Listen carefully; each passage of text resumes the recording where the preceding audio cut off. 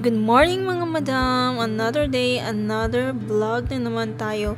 So for today's video guys, my husband's preparing for breakfast and we got a fresh juice. Kasi nagluto siya guys ng nakarang araw ng orange chicken and ginamit niya yung orange juice. And while eating mga madam, nanonood kami ng series and then after that, so ayan guys, as you can see, naglalaro kami sa mini arcade na inassemble ng asawa ko. So hindi ko akalain guys, nagagawa yung asawa ko ng mini arcade or mag-assemble siya. Kasi sa Philippines, mahilig ako pumunta sa arcade with my friends.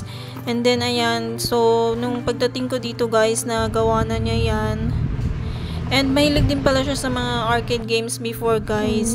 And then ayun, pumunta nga kami sa Wingstop para kumuha ng dinner namin. Kumuha kami ng, ayan guys, chicken and then corn and then yung leftover namin pasta.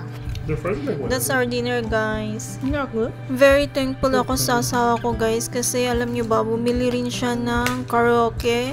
Yung mic ba na maliit para alam niyo naman yung Pilipino, mahilig kumanta-kanta. Ayan, bumili siya niyan before ako pumunta dito. Pati na rin yung sa CR. Nag-install din pala siya ng bidet. Pero, alam mo yung, akala ko yung manual na bidet lang na alam natin dyan sa Philippines. Yung bidet na in-install niya, parang yung sa Japanese na automatic nag-i-splash. Next video guys, ipakita ko sa inyo. For now. Very thankful and grateful talaga ako sa asawa ko guys kasi make sure na comfortable ako dito sa US. And tingnan nyo naman kung paano mag-alaga yung asawa ko guys. Siya pa yung naghahain ng food.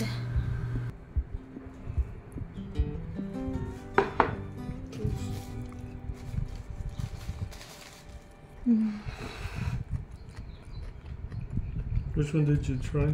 Oh, I thought you tried one already. The pasta. Oh, pasta. So, ayan guys, hindi ko napansin na hindi pala kuha yung mukha ko ng camera. That's it for today guys. Bye!